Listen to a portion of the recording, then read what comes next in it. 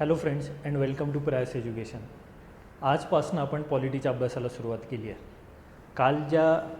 कालच्या strategy discussion सेशनमध्ये मी काही गोष्टी सांगितल्यात तुम्हाला की अभ्यास कसा करायचा आहे, कुठल्या गोष्टींवर फोकस करायचा आहे, आणखी काय आपल्याला थोड्याशा गोष्टी चेंज करायला लागतील किंवा पॉलिटीच्या अनुषंगाने नेमकं काय करायला लागेल, या बऱ्याच गोष्टींची थोडीफार आपण चर्चा केली आहे.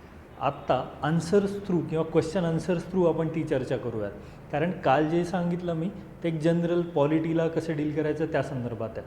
पण मग पॉलिटीमध्ये सब टॉपिक आहेत बरेचसे. फेडरलिझम असेल, बेसिक स्ट्रक्चर असेल, फंडामेंटल राईट्स असतील, DPSP असेल. प्रत्येक गोष्टीला कसं बघायचं आहे, कसे क्वेश्चन एक्सपेक्ट करू शकतो, आलेले क्वेश्चन कसे डील करायचे. एखादा क्वेश्चनचं मला जनरल आयडिया आहे पण खूप डिटेलमध्ये नाही माहिती आहे, तर मग काय करायचं किंवा रादर स्टार्ट कसा करायचा. म्हणजे आता ही तुमची इनिशियल फेज आहे. काल परवापर्यंत आपण GS1 बघत होतो, आत्ता आपण GS2ला सुरुवात केला आणि त्यातही पॉलिटी तसा किचकट नाही आहे समजायला, पण थोडंसं फॅक्ट्स, डाटा किंवा आपण जे म्हणूयात आर्टिकल्स, केसेस या गोष्टींमुळे थोडंसं बऱ्याच वेळा मुलांना वाटतं की सर नाही झेपत आहे किंवा जड जात आहे. किंवा UPSCचे क्वेश्चन्स बघाल तर ट्विस्ट होतात. MPSC तसंच ट्विस्ट करेल याची आपण शाश्वती देऊ शकत नाही, पण आपण प्रिपेअर करूया दोन्ही गोष्टी. स्ट्रेट फॉरवर्ड आलं तर अगेन आपल्याला आरामात लिहिता येणार आहे, पण ट्विस्ट अँड टर्न्स असतील तर कसं लिहायचं आणि पहिला क्वेश्चन डिसायफर कसा करायचा, म्हणजे क्वेश्चनची फोड कशी करायची. क्वेश्चनला पहिले फोडायला लागेल, मग आपल्याला गोष्टी कळतात की हे विचारलं आहे, हे लिहायचं आहे. कारण जनरली आपण काय करतो, क्वेश्चन बघितला, दोन ओळखीच्या गोष्टी दिसतात, फास्टमध्ये आपण काहीतरी आपल्या डोक्यात अंदाज घेतो आणि लिहायला चालू करतो. जेव्हा कमेंट्स येतात तेव्हा आपल्याला कळतं की बाबा विचारलं काहीतरी वेगळं होतं आणि मी घाईघाईत काहीतरी वेगळं इंटरप्रिट केलं, किंवा मग या शब्दाचा अर्थ मी वेगळा घेतला आणि मी वेगळं काहीतरी उत्तर लिहिलं. मॉडेल आन्सर्स बघितल्यावर तुम्हाला हे माहिती आहे की हे मला येत होतं, पण जेव्हा मी इंटरप्रिट केला क्वेश्चन तेव्हा मी चुकलो, तेव्हा मी गडबडलो, म्हणून ते झालं आहे. म्हणून सगळ्यात पहिली स्टेप आहे की क्वेश्चन डिसायफर करणं. तो क्वेश्चन कसा डिसायफर करायचा इथपासून आपण थोडंसं स्टार्ट करूया. थोड्याशा काही बेसिक गोष्टी आहेत की कसं जायचं पुढे. म्हणजे आत्ताच त्या जर आपण व्यवस्थित केल्या, आत्ता भलेही वेळ लागेल त्याला, पण आत्ताच ते व्यवस्थित करू आणि मग पुढे जाऊया. ठीक आहे. सो आपण क्वेश्चनपासून स्टार्ट करूयात. सो पहिला क्वेश्चन होता तुमचा, what is the significance of the preamble to the Indian constitution. Preamble किंवा प्रस्तावना ज्याला आपण म्हणतो, उद्देशिका, त्याच्यावर क्वेश्चन होता भारतीय संविधानाच्या, आणि सिग्निफिकन्स विचारलं आहे, बरोबर. मग आता प्रिअम्बल जेव्हा आपल्या डोक्यात येतं तर आता सिग्निफिकन्स असं ॲज सच आपण काही कुठे वाचलेलं नाही आहे, किंवा वाचलंही असेल तर लगेच रिकॉल ते आपल्याला होत नाही. मग आता ह्या केसमध्ये काय करायचं आहे, प्रिअम्बलमधले कीवर्ड्स आपल्याला आठवतात, कारण ते कीवर्ड्स जास्त मेजर आहेत आणि रादर त्याची वारंवार चर्चा होत राहते, किंवा जेव्हा आपण वाचतो पण तेव्हा पण आपल्याला त्या गोष्टी आठवतात. मग आता आपल्याला जर सिग्निफिकन्स विचारलं आहे, सगळ्यात पहिले मला जर सिग्निफिकन्स आठवलं नाही, मला फक्त आठवतं की प्रिअम्बल असं असं आहे, त्यात ह्या गोष्टी दिल्या आहेत, वी द पीपल वगैरे इथनं स्टार्ट होतं आहे, पुढे socialist, secular, democratic, Republic, liberty, fraternity, equality, integrity, unity, असं बरंच काही काही दिलं. हे सगळे कीवर्ड्स आहेत, हे मला आठवतात. पण मग याच्यावरून मी क्वेश्चनचा अंदाज कसा लावू, किंवा जे सिग्निफिकन्स विचारलं आहे ते कसं लिहायचं. म्हणजे आता हा पर्टिक्युलर क्वेश्चन नाही, मी जनरल सांगतो आहे तुम्हाला की आता ह्या क्वेश्चनमध्ये प्रिअम्बलवर विचारलं होतं, तर मला माहीत असलेलं प्रिअम्बल नेमकं काय हे मी आधी अंदाज घेईल आणि त्यावरनं मग क्वेश्चनमध्ये जे विचारलं सिग्निफिकन्स तिकडे जाणार. म्हणजे आता जसं इथे मी म्हटलं की सोवेरन, सोशलिस्ट, सेक्युलर, डेमोक्रेटिक, रिपब्लिक, असं सगळं आहे. अगेन अमेंडमेंट झाल्यात आणि नंतर काही गोष्टी ॲड केल्यात, ते आपण थोडंसं बाजूला राहू देऊयात. लिबर्टी, इक्वॅलिटी, जस्टिस, युनिटी वगैरे, इंटिग्रिटी, ह्या सगळ्या टर्म्स आपल्याला आठवल्या. तर आता एवढं मला आठवतं, पण मग याच्यावरून मी सिग्निफिकन्स कसा लिहू ना. आता हे सगळं जे आपल्याला दिसतं आहे हे काय आहे, तर भारतीय संविधान किंवा भारतीय राज्यव्यवस्था किंवा भारत कसा काम करेल किंवा कसा असला पाहिजे यासाठी या गोष्टी दिल्यात. म्हणजे हे काय तर उद्दिष्ट आहेत, एम्स आहेत, आयडियल्स आहेत की ज्याच्यावर किंवा नीतिमूल्य आपण ज्याला म्हणतो ती नीतिमूल्य आहेत की ह्या नीतिमूल्यांवर आधारित गोष्टी असल्या पाहिजे. मग सगळ्यात पहिलं महत्त्व काय तर ते नीतिमूल्यांवर आधारित गोष्टी असतील. याला सरळ तुम्ही आयडियल्स म्हणा. तर हे नीतिमूल्यांवर आधारित जर गोष्टी आहेत तर हे पहिलं सिग्निफिकन्स झालं.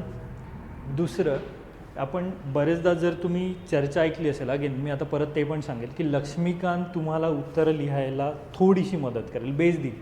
हे जे आलं आहे हे आपण तिथनं घेतलं आहे बेसमधनं, पण अवांतर बाजूची आजूबाजूची वेगवेगळ्या अँगलची जी चर्चा आहे ती जेव्हा आपण वाचू तेव्हा आपल्याला गोष्टी कळणार आहेत. मग आता इथे वेगळी चर्चा काय की मध्यंतरी आपल्याला बऱ्याचदा ही चर्चा ऐकायला मिळते की एखादी गोष्ट संविधानात उद्धृत केलेली नाही आहे की लिहिलेली नाही आहे, मग त्याचा अंदाज कसा लावायचा. म्हणजे कोर्टाकडे एखादी गोष्ट जेव्हा जाते, जेव्हा आपण सेम सेक्स मॅरेजेसबद्दल बोलतो तर मग संविधानकारांनी याबद्दल तर काहीच लिहिलं नाही आहे, मग कशाच्या आधारे आपण किंवा सुप्रीम कोर्ट त्याचा निवाडा किंवा निर्णय देणार आहे.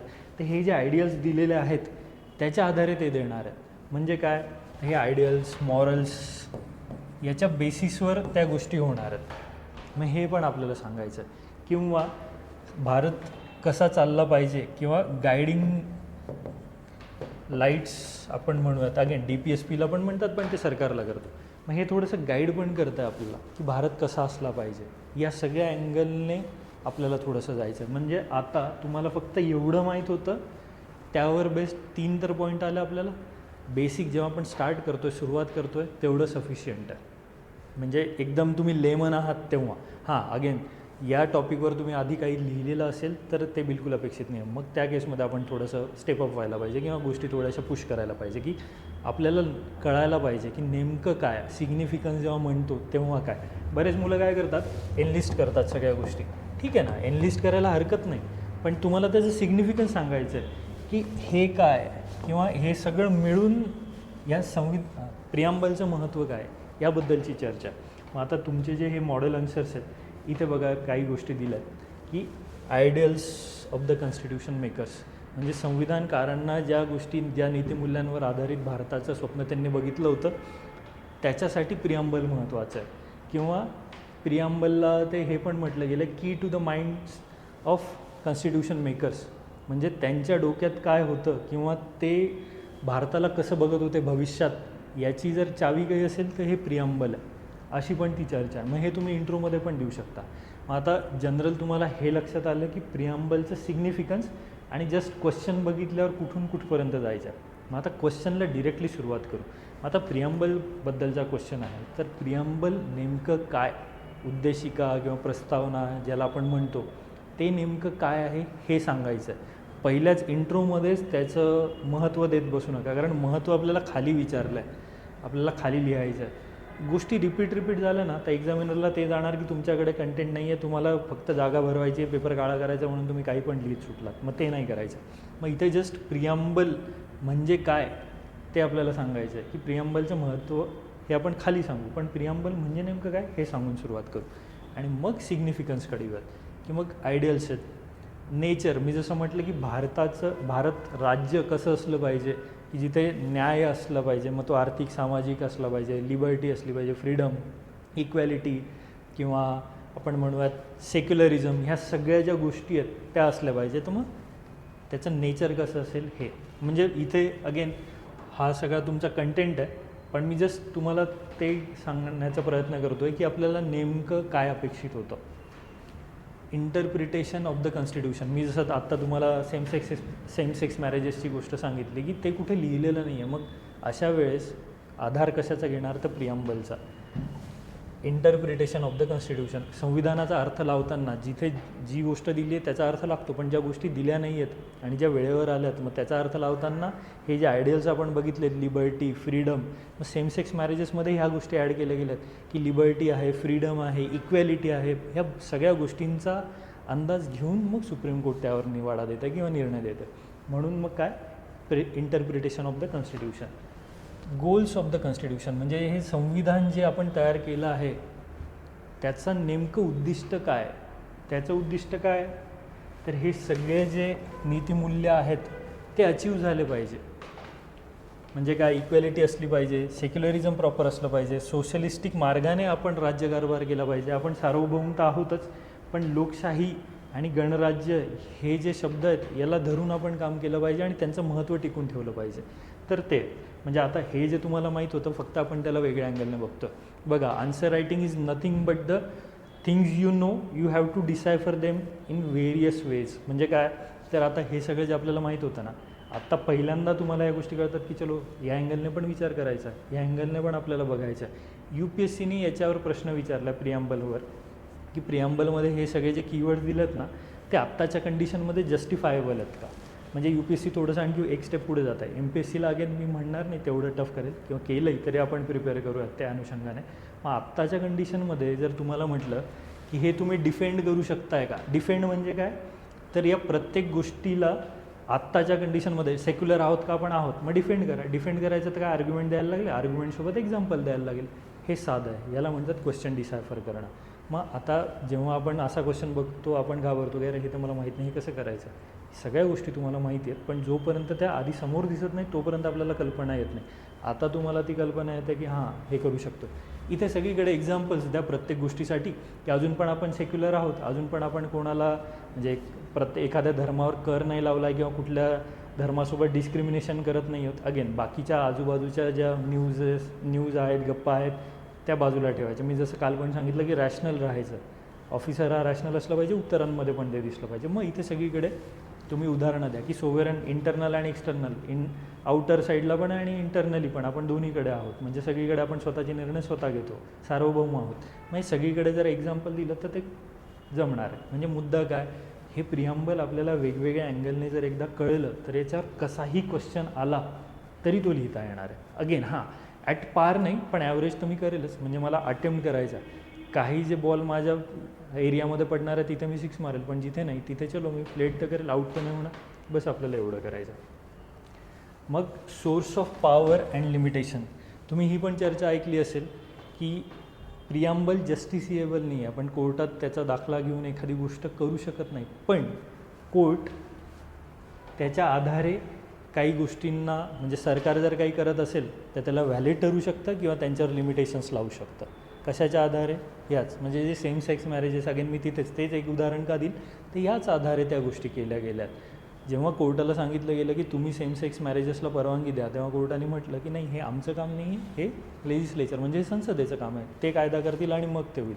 पण मग काय चूक आणि काय बरोबर कशाच्या आधारे ठरलं, इथे जे आपल्याला आयडियल्स नीतिमूल्य दिलेत ना त्याच्या आधारे. इथून पुढे पण जर परत अशी चर्चा झाली की जिथे संविधानात गोष्टी अशा व्यवस्थित लिखित स्वरूपात किंवा उद्धृत केलेल्या नाही आहेत, तर त्यावेळेस हे जे आपले आयडियल्स आहेत त्याच्यावर बेस्ड, म्हणजे उद्या इक्वॅलिटीची काही चर्चा आली आणि संविधानात असं काही लिहिलेलं नाही आहे, तर ह्या इक्वॅलिटीचा अर्थ नेमका संविधानकारांना कसा अपेक्षित होता. अगेन फक्त म्हणजे आता आपण प्रिॲम्बलची चर्चा करतो आहे तरी पण इक्वॅलिटी फक्त प्रिॲम्बलमध्ये एक शब्द आहे म्हणून नाही, पूर्ण संविधानात जिथे कुठे इक्वॅलिटीची चर्चा असेल ना, सगळं मिळून मग कोर्ट त्यावर निर्णय देतं.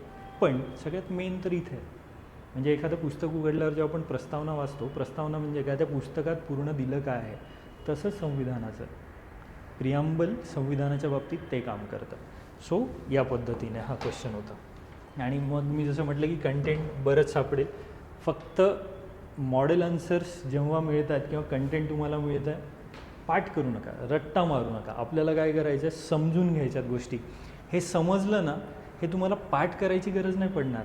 हे शब्द युनिटी आणि इंटिग्रिटी ऑलरेडी आलेले आहेत ना, किंवा सेक्युलरिझम ऑलरेडी आलेलं आहे ना, मग त्याच्यावरून आपण हा अंदाज लावू शकतो ना, बरोबर. मग हे समजून घ्या, समजून घेतलं की सोपं होणार. हा झाला तुमचा मेन बॉडीचा पार्ट. मग कन्क्लुजनमध्ये काय, मी जसं म्हटलं की जस्टिसिएबल नाही आहे, कोर्टात जाऊन आपण ते लिगली बाइंडिंग आहे किंवा हे झालंच पाहिजे असं नाही म्हणू शकत.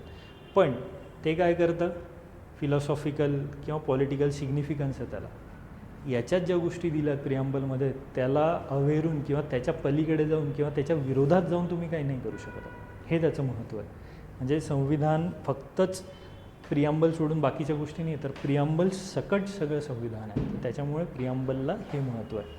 मग ते सांगून आपल्याला समअप करायचं आहे. हे जे आहे ना लिगली बाइंडिंग, जरी ते लिगली बाइंडिंग नसलं तरीसुद्धा हे तिथे सांगायचं, कारण जेव्हा तुम्ही हे सांगाल तेव्हा एक्झामिनरला पण ते कळतं की तुम्हाला माहिती आहे की ही लिगली बाइंडिंग नाही आहे, पण तरी त्याला अर्थ आहे, तरी त्याला महत्त्व आहे.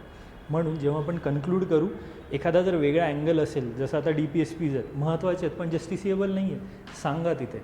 किंवा फ्रीडम ऑफ एक्सप्रेशन आहे, त्यावरचा प्रश्न आहे, फ्रीडम ऑफ एक्सप्रेशन ॲब्सोल्यूट आहे का? नाही, तुम्हाला तिथे रेस्ट्रिक्शन्स पण आहेत ना, मग ते कन्क्लुजनमध्ये सांगायचं. हां, अगेन कंटेक्स्ट काय असेल त्याच्यानुसार विचार करून त्या गोष्टी करायच्या, पण आपल्याला ते करायचं आहे. की दुसरा जर काही अँगल असेल तर ॲटलिस्ट तो जस्ट एक तिथे मेन्शन करून द्या, म्हणजे ते एक्झामिनरला पण जाणार. सो या पद्धतीने थोडासा हा क्वेश्चन डील करायचा होता. आणि अगेन क्वेश्चन डील करण्यापेक्षा ही पूर्ण प्रोसेस आहे. जर तुम्हाला या छोट्या मोठ्या मी ज्या आधेमध्ये ज्या गोष्टी सांगितल्या ते लक्षात आल्या असतील तर त्या प्रोसेस थ्रू जा.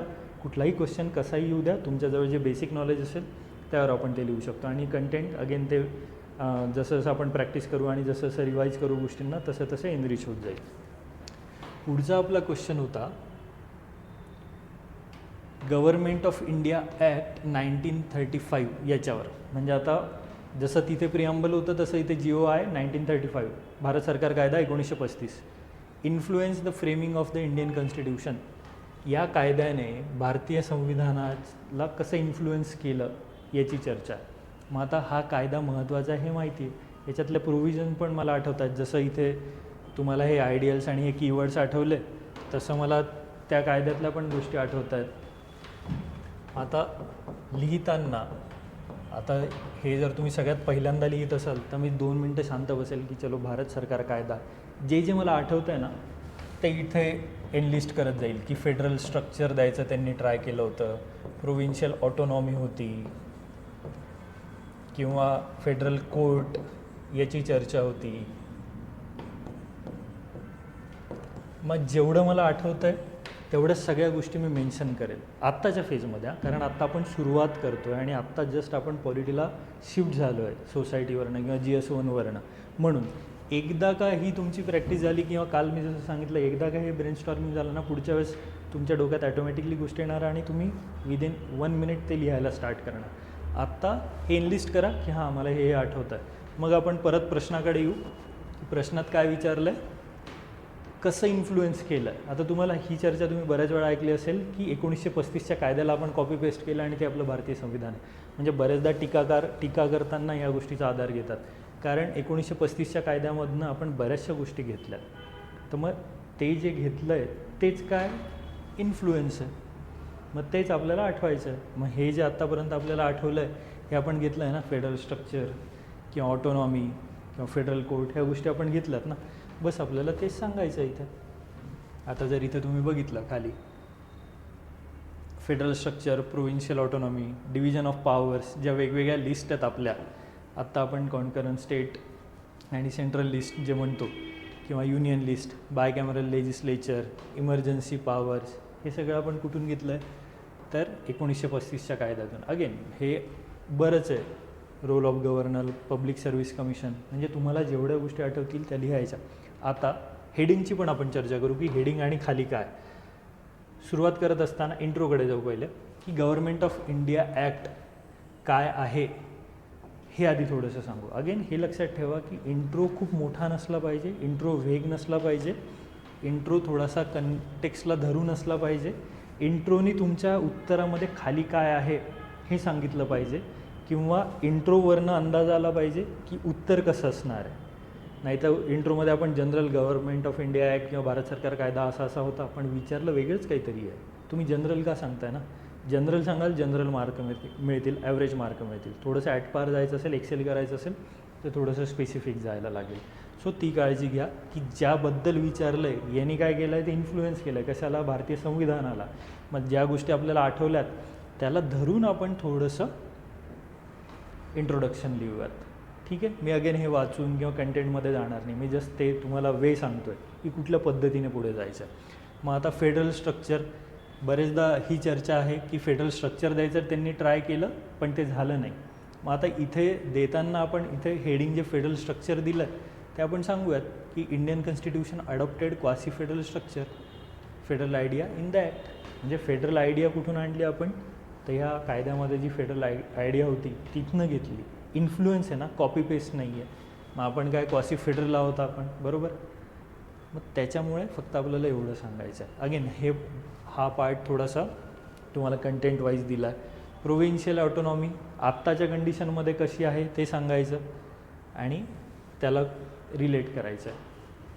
त्यानंतर डिव्हिजन ऑफ पॉवर्स म्हणजे काय, ह्या ज्या लिस्ट केल्यात, the constitution adopted this distribution in the 7 schedule. 7 शेड्यूलमध्ये आपण ह्या लिस्ट घेतल्यात ना. जस्ट काय इन्फ्लुएन्स आहे तर हा इन्फ्लुएन्स आहे. म्हणजे काय, डिव्हिजन ऑफ पॉवर्स कसा मग असा हे सांगायचं आहे. पहिले आपण काय आठवलं की इन्फ्लुएन्स कसं केलं आहे, ते कीवर्ड्स हे असतील सगळे किंवा ह्या गोष्टी आठवल्यात. मग कसं सांगायचं आहे, कसं इन्फ्लुएन्स केलं तर मग ते इथे सांगू. अशा प्रकारे इथे राज्यसभा, लोकसभा, बायकॅमरल लेजिस्लेचर, तिथे काय दिलं होतं त्यांनी ते नाही सांगत बसायचं. इथे कसं इन्फ्लुएन्स झालं तेवढं आपण सांगू, कारण आपण वर्ड लिमिट आहे तेवढं काळजी घ्या. Emergency power, role of governor, public service commission and institutions हे महत्त्वाचं आहे. अगेन भारत सरकार कायदा 1935 हा खूप जास्त महत्त्वाचा आहे, कारण त्यावर बरेच वेळा वाद पण होतात. वाद म्हणजे कायद्यावर वाद नाही होत, पण आता जे संविधान आपण आपल्याकडे आहे ते कॉपी पेस्ट केलं आहे अशी बरेचदा टीका केली जाते. तर मग त्याच्या संदर्भात ज्या गोष्टी आहेत त्या अधूनमधून चर्चेत येत राहतात, म्हणून आपल्याला ते बघणं जास्त गरजेचं आहे. आणि जेवढे पण आपले हिस्टॉरिकल ते चार्टर ॲक्ट्स वगैरे आहेत किंवा गव्हर्नमेंट ऑफ इंडिया ॲक्ट आहेत, त्यात सगळ्यात जास्त महत्त्वाचा हा आहे. अगेन मॉर्लेमेंटो किंवा मॉन्टेग्यू चेम्स्फोर्ड ते पण आहेत, पण हा थोडासा जास्त महत्त्वाचा पॉलिटीच्या अनुषंगाने. आणि UPSCने यावर एक प्रश्न विचारला होता की तुम्हाला खरंच असं वाटतं आहे का की 1935च्या कायद्याने फेडरल स्ट्रक्चर देण्याचं ट्राय केलं. मग त्यांनी जेव्हा आपल्याला विचारलं, अगेन MPSC पण असे प्रश्न विचारेल की तुम्हाला काय वाटतं आहे. मग जेव्हा आपल्याला वाटतं आहे असं विचारल्यावर आय थिंक असं नाही लिहायचं आहे कधी. आपण दोन्ही साईड सांगायचं की असं आहे आणि त्यावरून हा निष्कर्ष निघतो आहे. बस आपल्याला एवढं सांगायचं. आपल्याला नेहमी पॉझिटिव्ह निगेटिव्ह या दोन्ही साईड सांगायच्या असतात. इथे आत्ता हा आपला स्ट्रेट फॉरवर्ड क्वेश्चन आहे, त्याच्यामुळे इथे तो वाव नाही आहे किंवा तेवढा आपल्याला स्कोप नाही आहे. सो हे आपण सांगूयात. आणि मग आता कन्क्लुजनमध्ये काय लिहाल, काय असलं पाहिजे. जरी हा कायदा भारतासाठी होता किंवा कॉलोनियल फ्रेमवर्क होतं, तरी त्यातल्या बऱ्याचशा ज्या चांगल्या गोष्टी त्या आपण मोल्ड करून आपल्या संविधानात त्याला अंतर्भूत केलं की ज्याचा फायदा आपल्याला काही काळासाठी झाला आणि काही गोष्टी आपण चेंज पण केल्या. सो आपल्याला बस तेवढंच सांगायचं आहे. सिलेक्टिव्हली बॉरोड हे मेन्शन करा, कारण मी जसं म्हटलं ना की बरेचदा टीका केली गेली आहे किंवा ते म्हटलं गेलं आहे किंवा ते क्रिटिसाईज केलं गेलं आहे की आपण कॉपी पेस्ट केल्यात गोष्टी. आपण कॉपी पेस्ट कुठूनच कधीच काहीच केलेलं नाही आहे, ना बाहेरच्या संविधानातून ना या कायद्यातून. आपण त्या गोष्टींचा आधार घेऊन त्यावर आधारलेलं किंवा आपल्या सामाजिक आर्थिक गोष्टींचा अभ्यास करून त्या पद्धतीने गोष्टी मोल्ड केल्यात आणि मग त्या प्रोव्हिजन्स, आर्टिकल्स, कलम ते सगळं आपण अंतर्भूत केलं. तर मग तेच आपल्याला इथे सांगायचं. ठीक आहे. सो या पद्धतीने हा दुसरा प्रश्न होता. अगेन मी जसं म्हटलं ना, मी कंटेंट सांगत बसणार नाही, मी जस्ट तुम्हाला वे सांगेल. आणि आज थोडंसं आपण डिटेलमध्ये करतो आहे, पुढे हळूहळू प्रत्येक टॉपिकला कसं डील करायचं आहे ते पण आपण बघूयात. आता इथे पुढचा तुमचा तिसरा क्वेश्चन होता आजचा, role of 42nd and 44th constitutional amendment. सगळ्यात पहिले मला आठवलं की 42वी घटनादुरुस्ती, 44वी घटनादुरुस्ती.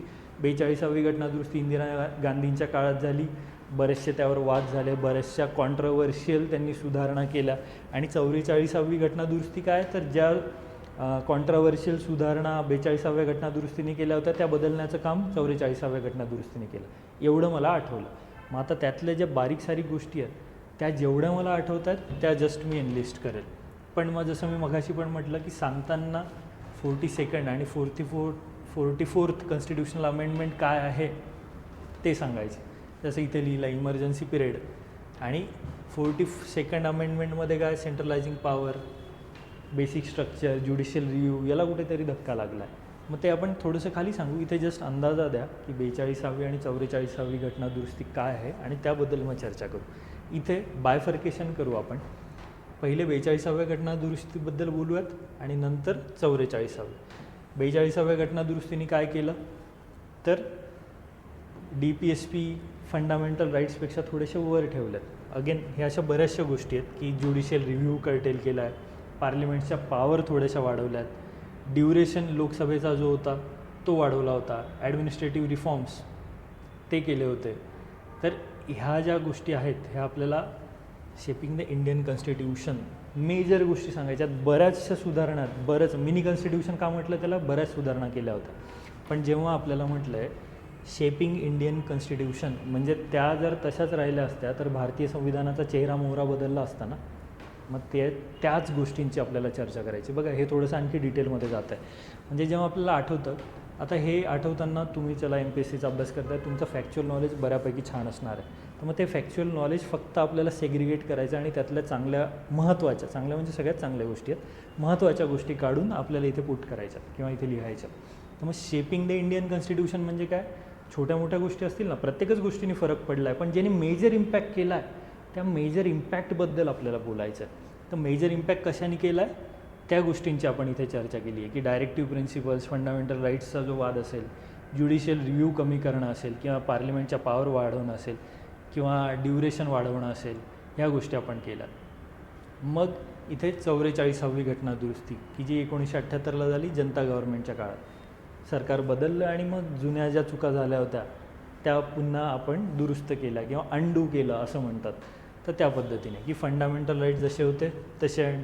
आर्बिट्ररी ॲक्शन म्हणजे काय, तर आर्टिकल 22 प्रिव्हेंटिव्ह डिटेन्शन किंवा 20 आणि 21 जे सस्पेंड होत होते नॅशनल इमर्जन्सीच्या काळात, ह्या बऱ्याचशा ज्या चुका दिसल्या इमर्जन्सीच्या काळात किंवा इमर्जन्सीच्या वेळेस 42वी घटना दुरुस्ती करण्यामागचं एक उद्दिष्टच ते होतं की थोडासा मोकळा हात सरकारला मिळेल आणि काही गोष्टी थोड्याशा नियमांबाहेर जाऊन पण केल्या गेल्या. मग ते पुन्हा नाही झालं पाहिजे म्हणून ही सगळी चर्चा आहे. मग जर तुम्ही हा विचार केला की सर हा फॅक्च्युअल वाटतो प्रश्न, एवढं सगळं कसं आठवेल, पण तुम्ही हे पण लक्षात घ्या, हे दोन खूप मेजर इव्हेंट आहेत भारतीय राज्यव्यवस्थेच्या पूर्ण प्रवासातला.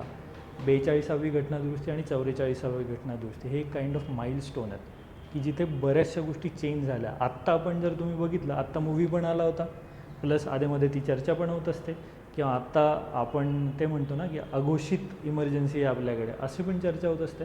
मग या सगळ्या अँगलने आणि पहिल्यांदा कुठेतरी इमर्जन्सी कशी आणि कुठल्या पद्धतीने लावली गेली त्याचा हा परिणाम होता.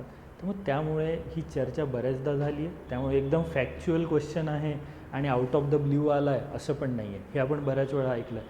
फक्त शब्दांमध्ये कधी लिहिलं नाही आहे. आता एकदा आपण शब्दांमध्ये लिहूयात, पुढच्या वेळेस आरामात आपल्याला ते लक्षात राहील. आणि ह्या अशा गोष्टी आहेत की अगेन पॉलिटीचं मी तुम्हाला ते पण सांगितलं की ज्या छोट्या छोट्या गोष्टी तुम्ही डेली करणार ना त्याचे लिंकेजेस तुम्हाला सापडतील. ते लिंकेजेस कसे करायचे ते पण आपण चर्चा करू. म्हणजे इमर्जन्सी पॉवर्स किंवा इमर्जन्सी रिलेटेड ज्या प्रोव्हिजन्स आहेत, 356 असेल किंवा प्रेसिडेंट रूल असेल, ते सेंट्रलायझिंग टेंडन्सीमध्ये किंवा सेंटर स्टेट रिलेशनमध्ये कसं वापरायचं, त्याचा तिथे काय कंटेक्स्ट येतो आहे ते पण आपण चर्चा करूयात. मग हळूहळू जाऊ. फक्त आत्ता करत असताना जे पण तुमचं राहतं आहे, म्हणजे आता इथे जर तुम्हाला 44वी घटना दुरुस्ती काय काय केलं आहे याच्यातल्या 2 गोष्टी आठवल्या तरी चालेल. पण जर तुम्ही एकदमच ब्लँक असाल की 44वी घटना दुरुस्ती म्हणजे काय आणि 42वी घटना दुरुस्ती म्हणजे काय, तर मग जाऊन वाचा. पण जर तुम्हाला एनलिस्ट करताना 2 पॉईंट आठवले, कंटेक्स्ट लक्षात आला, हरकत नाही. कंटेक्स्ट जास्त महत्त्वाचा आहे रादर दॅन कंटेंट आत्ताच्या स्टेजला. कंटेंट आपण पुढे जाऊ तेव्हा तो मिळूच, पण आत्ता कंटेक्स्ट लक्षात घेऊन जस्ट ट्राय करा की यातला एक जरी पॉईंट आठवला तरी सफिशियंट. मी ते पण म्हणेल की आज पहिलाच दिवस आहे, आपण तसं पण करूयात की चलो सर मला एकच पॉईंट आठवला, कंटेक्स्ट कळाला होता, कंटेंट मी जमा करेल. पण कंटेंट माझ्याकडे सगळंच आणि मला कंटेक्स्टच कळत नाही आहे, तर मग अर्थच काय ना. सो त्या पद्धतीने काम करा. मग इथे पुढे आपण त्या गोष्टी पुन्हा लिहिल्यात की इमर्जन्सी प्रोव्हिजन्समध्ये काय केलं आहे की ते रिटर्न दिलं पाहिजे किंवा डेमोक्रेटिक नॉर्म्स ज्या थोड्याशा चेंज झाल्या होत्या त्या परत आपण तशाच केल्या. मग आता कन्क्लुजनमध्ये काय, 42व्या घटना दुरुस्तीची साईड घ्यायची आहे की 44व्या घटना दुरुस्तीची साईड घ्यायची आहे की दोघांपैकी कोणी इंडियन कॉन्स्टिट्यूशनला जास्त शेप करण्यात किंवा त्याला इन्फ्लुएन्स करण्यात किंवा त्याचा चेहरा मोहरा बदलण्यात हातभार लावला आहे याची चर्चा करायची नाही. समराईज करायचं आहे काय, तर अपोजिट विजन होते आणि दोघांनी कुठल्या ना कुठल्या पद्धतीने भारताचं जे संविधान आहे ते आजच्या घडीला जसं आहे त्याला शेप करण्यात दोघांचाही काही ना काही रोल राहिला आहे. पॉझिटिव्ह निगेटिव्ह रोल आपण ऑलरेडी वर सांगितला आहे, त्याच्यामुळे परत त्याची इथे चर्चा करायची नाही. आणि अगेन 44वी जी घटना दुरुस्ती आहे त्याचा थोडासा आपण म्हणूयात वरचष्मा असणारच आहे, कारण त्यांनी काय केलं आहे, सिव्हिल लिबर्टीज, डेमोक्रेटिक अकाउंटेबिलिटी किंवा कॉन्स्टिट्यूशनल मोरॅलिटी म्हणजे संविधानिक नैतिकता ह्या गोष्टी थोड्याशा वर ठेवल्यात. 42वी घटना दुरुस्ती मी जसं म्हटलं की इमर्जन्सीच्या काळात झाली होती, त्याचा हेतू थोडासा कुठेही नाही म्हटलं तरी तो थोडासा निगेटिव्ह अँगलने गेला आहे. म्हणून मग सांगत असताना एका लाईनमध्ये पूर्ण सांगताना 42वी खराबच होती आणि 44वी खूप चांगली होती असं नाही आहे, जस्ट वर चष्मा होता. ह्या गोष्टी तुम्हाला हळूहळू कळतील. सो आज आपण ते बघितलं की क्वेश्चन फोडायचा कसा. पण आता तुम्ही म्हणाल की सर हे तर जमलं, पुढे समजा आता फंडामेंटल राईट्स आहे, बेसिक स्ट्रक्चर आहे, त्याच्यावरचं कसं फोडायचं. सेम कशावर प्रश्न विचारला आहे ते बघायचं. म्हणजे आता इथे आपल्याला जर विचारलं आहे गव्हर्नमेंट ऑफ इंडिया ॲक्ट, आणि ही पहिली वेळ सांगतो मी तुम्हाला, म्हणजे हे पहिल्यांदाच तुमच्या बाबतीत होईल, नंतर परत परत ह्या गोष्टी होणार नाही. गव्हर्नमेंट ऑफ इंडिया ॲक्ट मी वाचलं आहे, मला एवढं आठवतं, मी जस्ट एनलिस्ट केलं. ओके, मग आता मी एनलिस्ट केलं आहे तर मला जे विचारलं आहे इन्फ्लुएन्स त्याबद्दल लिहायचं आहे. तर मग मला जे आठवलं आहे त्यातलं मी काय लिहू शकतो. ठीक आहे, अशा पद्धतीने. मग आपल्याला बऱ्याच वेळा असं वाटतं की मला जे पाहिजे तेच आठवत नाही आहे, पण आत्तापर्यंत मी तशा पद्धतीने विचार पण नाही केला ना. आत्ता मी तसा विचार करतो आहे की बाबा असा क्वेश्चन येतो आहे, म्हणजे मग पुढच्या वेळेस जेव्हा मी रिवाईज करेल तर ॲटोमॅटिकली माझ्या बॅक ऑफ द माइंड त्या गोष्टी राहणार आहेत. हेच आपल्याला PYQ सोबत करायचं असतं की PYQ आपल्याला तेच सांगतात की बाबा गव्हर्नरची सॅलरी किंवा गव्हर्नरची अपॉइंटमेंट किंवा त्यांचा कार्यकाळ हे नाही विचारत. त्यांच्या ज्या डिस्क्रिशनरी पॉवर्स आहेत त्याचा ते वापर कसा करतायत, गैरवापर करतायत का, त्याच्यामुळे केंद्र राज्य संबंध आणले जात आहेत का, हा अँगल आहे. मग आपण तो विचार डोक्यात ठेवून वाचतो तेव्हा त्या गोष्टी आपल्याला लक्षात राहणार आहे. आणि अगेन लक्षात राहिलेल्या गोष्टी प्रॅक्टिस करून करून आपल्याला उत्तरांमध्ये आणायच्या. त्याच्यासाठी आपल्याला कंटिन्यू ब्रेनस्टॉर्मिंग आणि आन्सर रायटिंग ठेवायचं आहे. मी हे पण म्हणेल थोडंसं जड जाणार, डोकं जड पडतं बरेचदा. एकच प्रश्न लिहायला अर्धा पाऊण तास गेला असेल, हरकत नाही, काही फरक पडणार नाही. पण पुढे जेव्हा जाऊ आपण तेव्हा तो अर्धा तास अगेन कमी होत जाईल.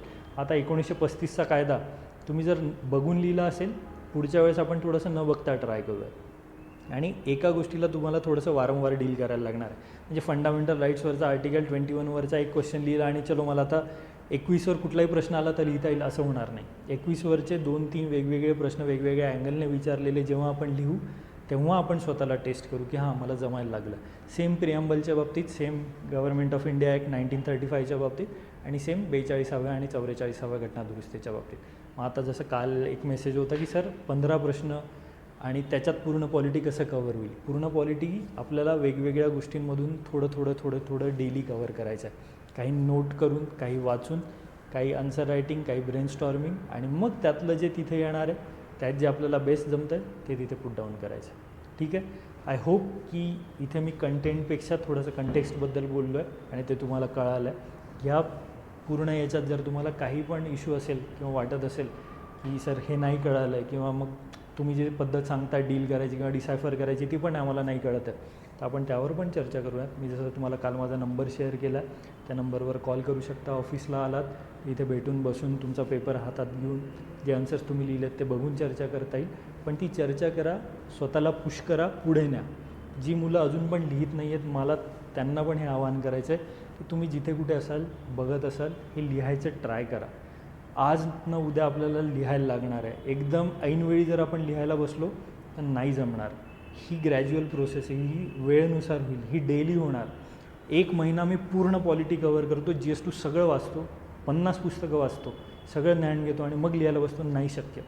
आज मी 10 पानं वाचले, लिहायला बसलो, काहीतरी लिहिता येणार. मग तुम्ही म्हणाल 10 पानं वाचून लिहिता येतं का? थोडंफार काहीतरी लिहू ना, मग ते हळूहळू वाढेल.